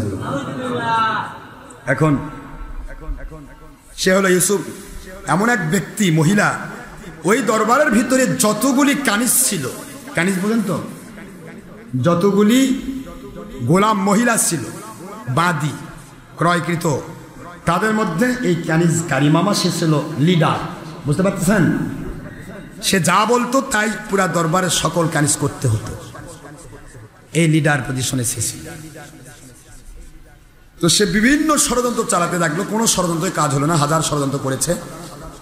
ইউসুফ আলাইহিস সালাম এবার ডাইরেক্টলি পুরা দরবারের সব ছেলেদেরকে সব মেয়েদেরকে একাধারে পড়াতে লাগলো, বহু খোদায় বিশ্বাস করা শিরক, এক আল্লাহ বিশ্বাস করা, এটা হলো ঈমান। কারিমামা সবাইকে দেখাচ্ছে, দেখেন আপনারা এই পুরা মহলকে না এক আল্লাহর পথে নিয়ে গেল। জুলাইখার উপরে বারবার চাপ দিচ্ছে, কি করে একে ইউসুফ আলাইহিস সালামের বিরুদ্ধে নিয়ে যাওয়া যায়। আমার আল্লাহ বলেন, যতই বিরুদ্ধে নিতে চায় ততই আরো আল্লাহ পাক আকর্ষণ সৃষ্টি করে দেন। এত দূর পর্যন্ত আকর্ষণ চলে গেল। হযরত ইউসুফ আলাইহিস সালাম মিস্টার প্রতিফার আজিজে মিশরকে এত দূর পর্যন্ত আকৃষ্ট করে ফেললেন। প্রতিফার বললেন, আমার কেতাবখানার ভিতরে আপনাকে আসতে হবে, কেতাবগুলো দয়া করে একটু পড়ে শোনান। ইউসুফ আলাইহিস সালাম কেতাবখানার মধ্যে চলে গেলেন। লাইব্রেরির মধ্যে যাওয়ার পরে আস্তে করে একটা কেতাব টেনে বের করলেন, টেনে বের করে পড়তেছেন। এমন একটা সময় আসতেছে যে সময় এই মিশরের আমন খোদার পরিবর্তন হয়ে পতন ঘটে, এক আল্লাহ পাকের পরিপূর্ণ পাওয়ার জারি হয়ে যাবে। হুজুর বলেন আল্লাহু আকবার। প্রতিবার শুনতেছে, কারণ কেতাবটা তো ইউসুফ নিয়ে আসে নাই, প্রতিবারের দরবারেরই কেতাব। কথা বুঝতেছেন আমার? প্রতিবারের দরবারে থাকান সেই কেতাব লাইব্রেরিতে আছে। কোন কেতাব? যেই কেতাব নাজিল হয়েছিল হযরতে ইব্রাহিম খলিলুল্লাহ আলাইহিস সালামের উপর। জোরে বলুন সুবহানাল্লাহ। সেই কেতাব টেনে বের করে বলতেছে, এমন একটা টাইম আসতেছে মিশরে আমন খোদার পরিপূর্ণ পতন ঘটবে, এদের অত্যাচারের অবসান ঘটবে, এই দেশের মানুষ নতুন করে বাঁচার অধিকার পাবে, কারো গোলাম কেউ হবে না, সকলেই হবে এক আল্লাহর গোলাম, এক আল্লাহর গোলাম হবে। প্রতিফার বলতেছি, আচ্ছা আমি তো তাই মনে করি, কারণ এই আমন খোদার ভক্ত যারা, এরা যত অত্যাচারী জানেন, এই দেশটাকে তারা তছনছ করে দিয়েছে। সুতরাং আমিও তাদের থেকে মন তুলে নিয়েছি, আমিও এক আল্লাহকে বিশ্বাস করি। সুবহানাল্লাহ জোরে বলবেন না? এক আল্লাহর প্রতি মহব্বত তার চলে এসেছে। আল্লাহ কুদরতওয়ালা বুঝায় রে আজিজে মিশর, তোমার দরবারে আমি আমার ইউসুফ সিদ্দিকুল্লাহকে পাঠাইলাম তোমার পোস্টে। এখানে তোমার এই দরবারের তত্ত্বাবধায়ক শুধু নয়, তোমার প্রধানমন্ত্রী পোস্টে আমি তাকে সমাসীন করতে চাই। একটু জোরে বলেন না আল্লাহু আকবার।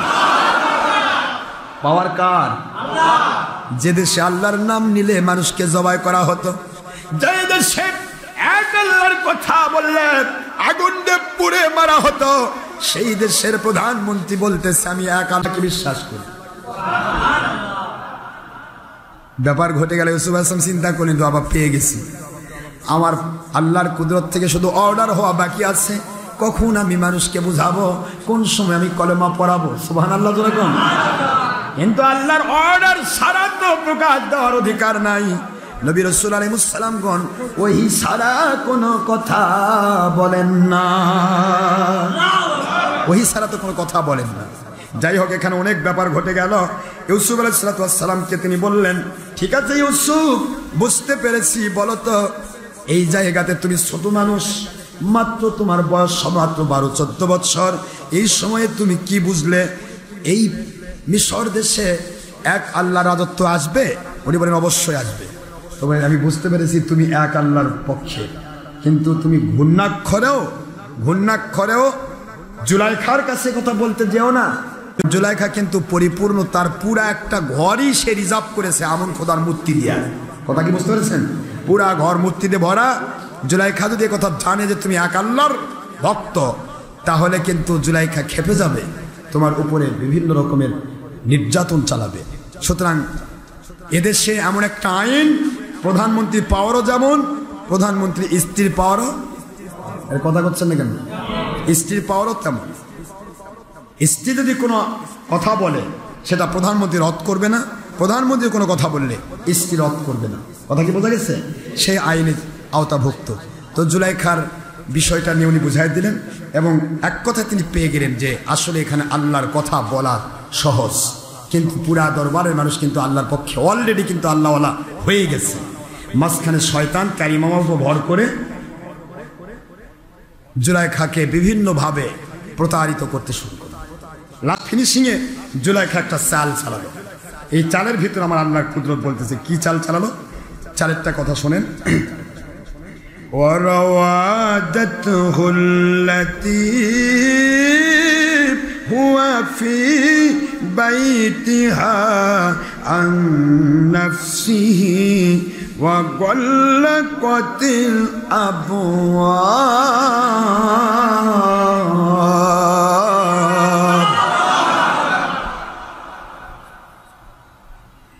কারিমামার মাধ্যমে ইউসুফ আলাইহিস সালাতু ওয়াস সালামকে সে খবর পাঠালো, আমার এই দরবারের তত্ত্বাবধায়ক যিনি, ইউসুফ আলাইহিস সালামের বয়স সবেমাত্র হয়েছে 18 থেকে 20-22 বছরের ভিতরে। ইউসুফ আলাইহিস সালাতু ওয়াস সালাম তো নবী, আপনারা ভালো করে জানেন, সকলের মধ্যে সর্বশ্রেষ্ঠ সুন্দর। সেই সময়ে সারা পৃথিবীর মধ্যে ইউসুফ আলাইহিস সালামের চাইতে বেশি সুন্দর মানুষ আর কেউ ছিল? সুবহানাল্লাহ। আর এই মহিলার বয়স 40 বছর প্রায়। এই মহিলার বয়স 40 বছর হলে কি হবে? সেই সময় পুরা মিশর রাজ্যে জুলাইখার চাইতে বেশি সুন্দর মহিলা আর কেউ ছিল? সুবহানাল্লাহ পড়ে। সে এই জুলাইখা কারিমামার মাধ্যমে প্রস্তাব দিল তুমি ইউসুফকে ডেকে নিয়ে আসো। ইউসুফকে বারবার প্রতারণা করা হলো, বিভিন্ন হয়ে প্রতারিত করা হলো। ইউসুফ, এই দরবারের সবাই তোমাকে ভালোবাসে, এই দরবারের সবাই তোমাকে অন্তর দিয়ে ভালোবাসে, তোমাকে চোখের মণি মনে করে। তার মধ্যে তোমাকে ক্রয়কারী আমি, তোমার প্রধানমন্ত্রীর স্ত্রী, আমি তোমার সব কিছুর মালিক। যে গোলামকে ক্রয় করা হয় সেই গোলামের মাথা থেকে পা পর্যন্ত পুরাটাই কিন্তু ওই মালিকের হয়ে যায়। কথা কি বোঝা গেছে? তবে তো ইসলাম নেই। গোলামবাদী ক্রয় করার বিষয় হচ্ছে তাকে পূর্ণ ক্রয় করে নেওয়া, তাকে যা ইচ্ছা তাই হিসেবে তাকে ব্যবহার করতে পারবে, এ অধিকার তার আছে। কিন্তু বললো যে আমি তোমাকে গোলাম হিসেবে ব্যবহার করতে চাই না, এই জন্যই কারণ তুমি তো আমাদের গোলাম না। কারণ যে টাকা দিয়ে তোমাকে ক্রয় করা হয়েছিল সে টাকাগুলি তো মিস্টার কে মনে আছে আপনাদের? ইবনে জার, মালিক ইবনে জার, যে যার কাছে ক্রয় করেছিল, তিনি সব টাকাগুলি এই ওজনে সোনা, ওজনে রূপা, ওজনে সব কিছু ফেরত দিয়ে চলে গেছে। সে তো টাকা নেয় নাই, কাজে তুমি তো গোলাম না। আর গোলাম হিসেবে ক্রয় করার পরে তোমার পূর্ণ অধিকার আমার আছে। তো আমার একটি কথা, যে আমার কুপ্রস্তাবে, আমার কে কুপ্রস্তাব যেটা আমি দিচ্ছি তোমাকে, এটাতে তোমাকে রাজি হতে হবে। কুপ্রস্তাব তো নয়, এটা সুপ্রস্তাব তার পক্ষ থেকে। কারণ গোলামের কাছে কোনো প্রস্তাব লাগে না।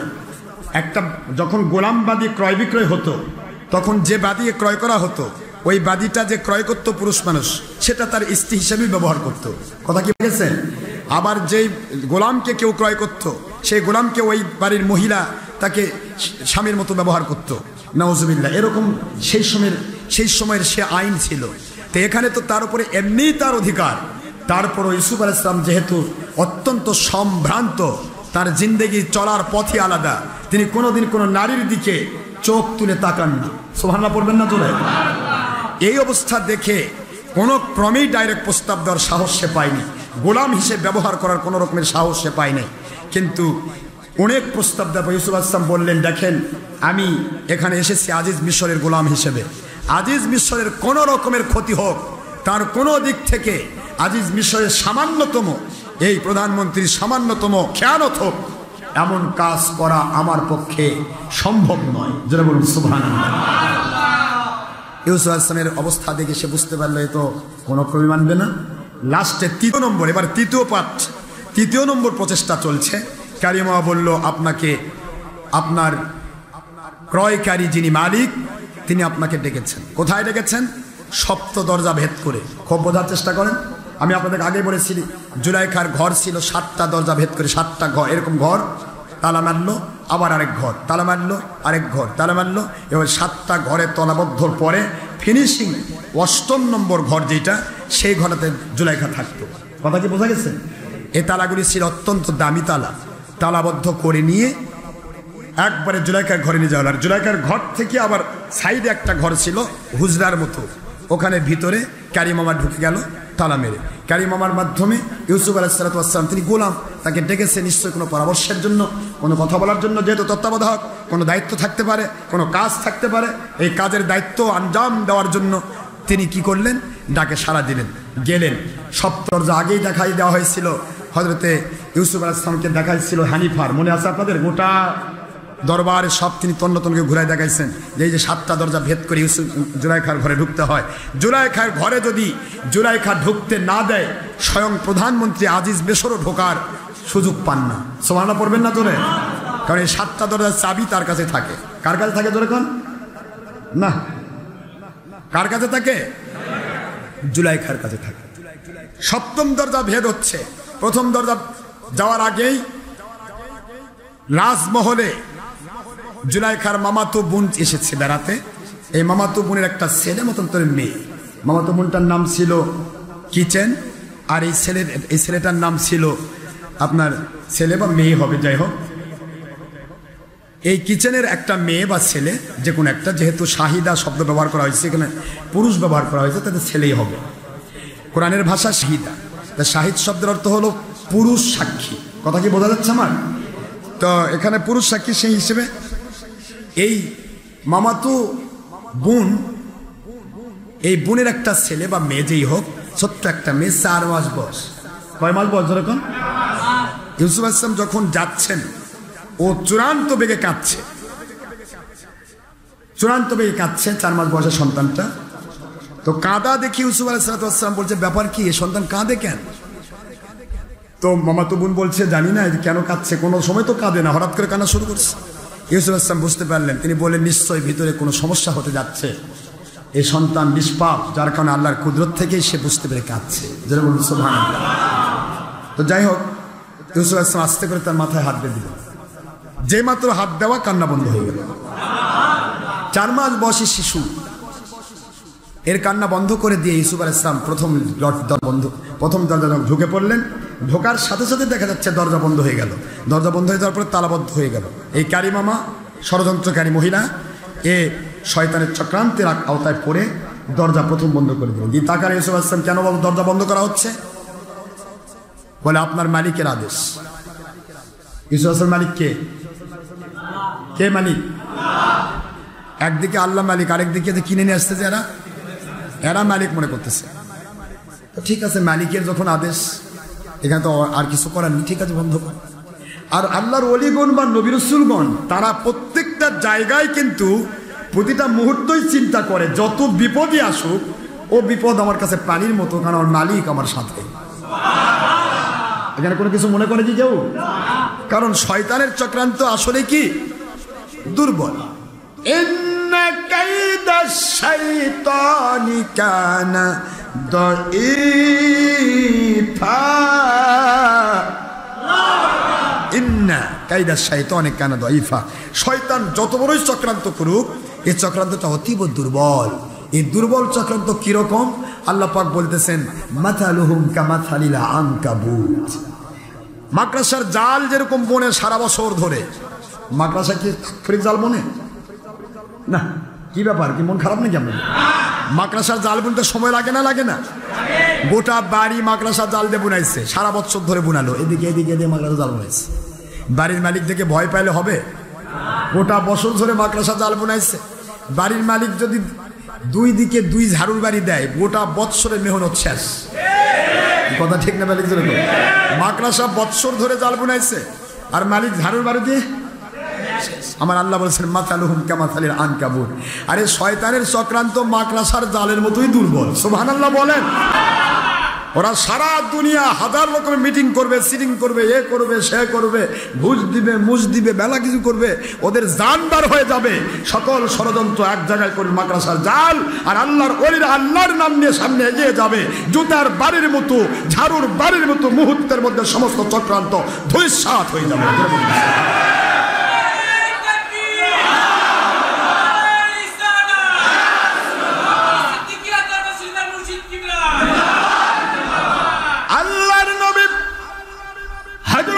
ইউসুফ সিদ্দিকুল্লাহ আলাইহিস সালাম মালিকের উপর নির্ভরশীল হয়ে যাচ্ছেন। আমার মালিক, কোথায় যাচ্ছি, কেন যাচ্ছি আমি জানি না, আপনি দয়ার সাগর, আপনি যা করবেন তাই হবে, তবে দয়া করে প্রত্যেকটা বিপদের ভিতরে আপনি মালিকই আমার সাহায্যকারী।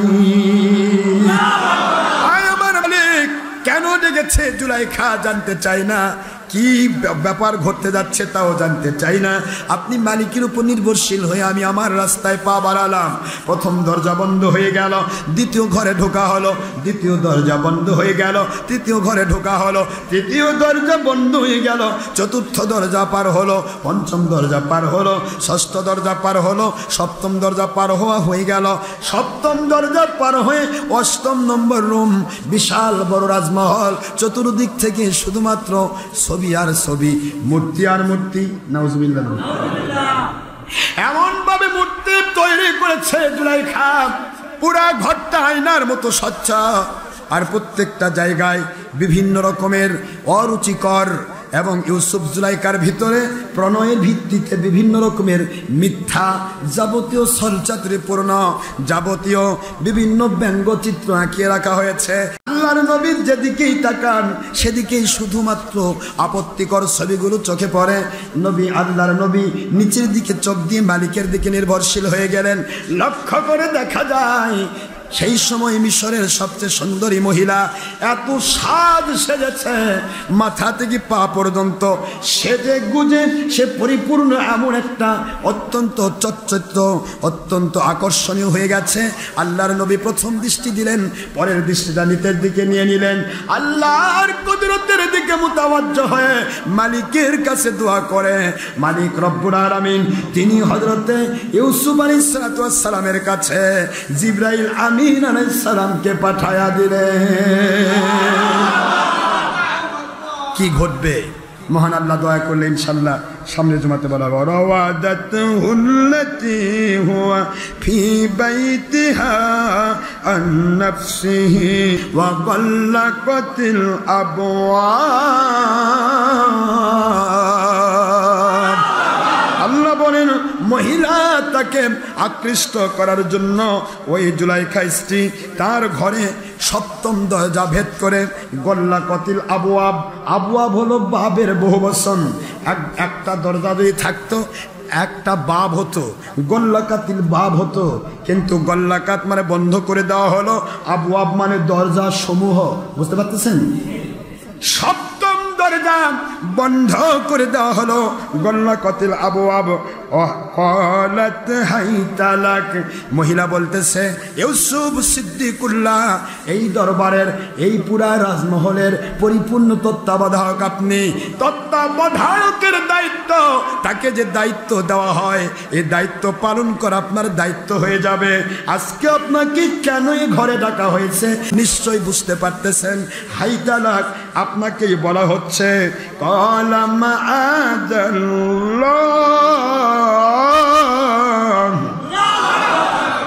ক্বালা মাআযাল্লাহি ইন্নাহু রাব্বি আহসানা মাথওয়া ইন্নাহু লা ইফলিহুজ জালিমুন।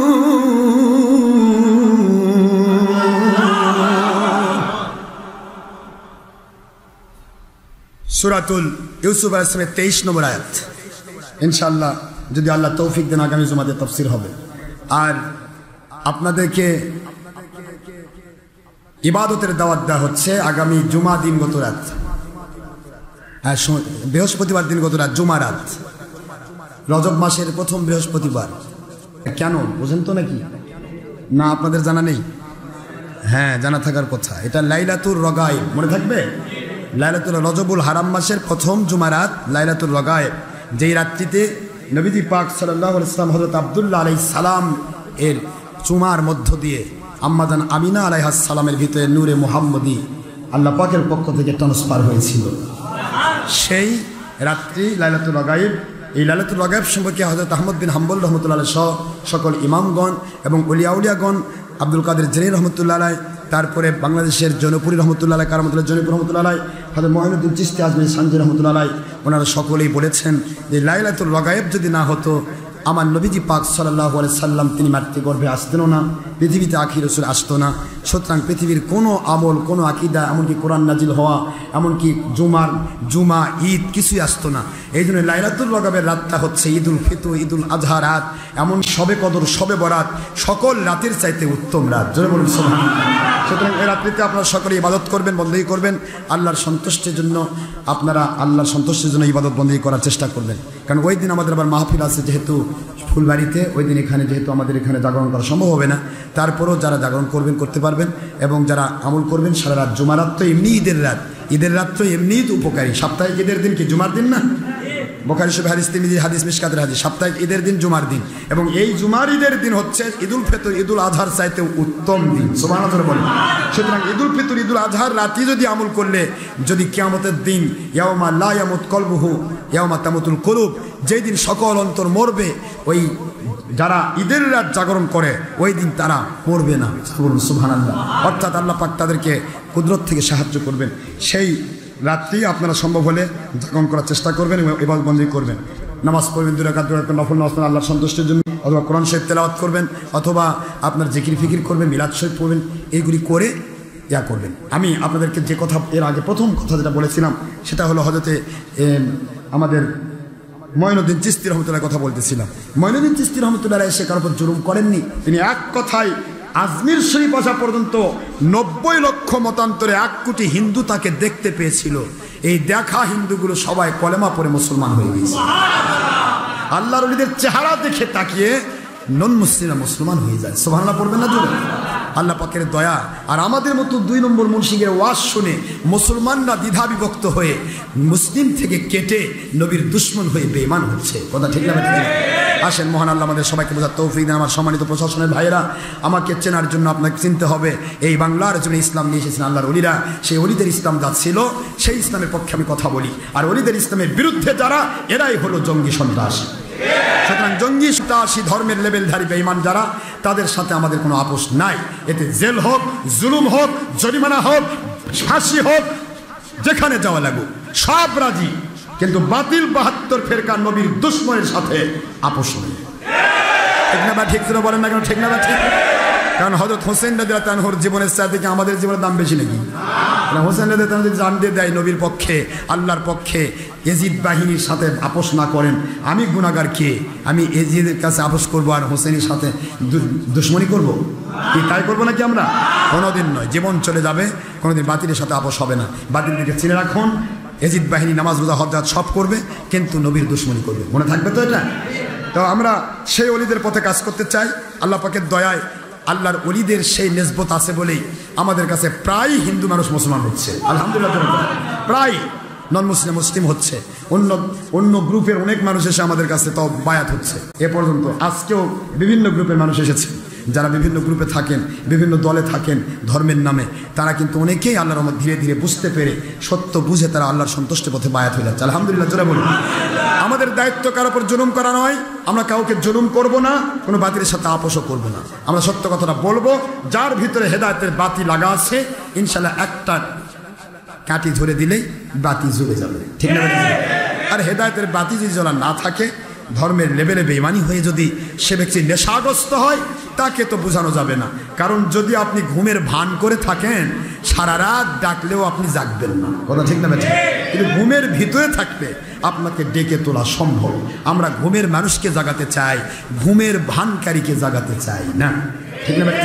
সুতরাং আল্লাহ আমাদের সবাইকে আল্লাহর সন্তুষ্ট কবুল করুন ইনশাআল্লাহ। হযরত ইউসুফ আলাইহিস সালাম 7 দরজার মধ্যে আবদ্ধ হয়ে গেলেন। দেখি কি ঘটনা ঘটবে। পরবর্তীতে কোরআনের ভাষা আমরা সময় দেব ইনশাআল্লাহ। মহান আল্লাহ যদি তৌফিক দান করেন। ওমা আলাইনা ইল্লাল বালাগুল মুবিন। হাদা মা ইনদা মা ইয়ানফাত ওমা ইনদাল্লাহি রাসূলিহি সাল্লাল্লাহু আলাইহি ওয়াসাল্লাম। সুবহানাকাল্লাহুম্মা ওয়া বিহামদিকা আশহাদু আল্লা ইলাহা ইল্লা আনতা আস্তাগফিরুকা ওয়া আতুবু ইলাইকা। যারা সুন্নাত নামাজ আদায় করেন নাই, অনুগ্রহপূর্বক ক্বাবলাল জুমআহ 4 রাকাত সুন্নাত মুআক্কাদা আদায় করুন। সময় 5 মিনিট। আসসালামু আলাইকুম ওয়া রাহমাতুল্লাহি ওয়া বারাকাতুহু।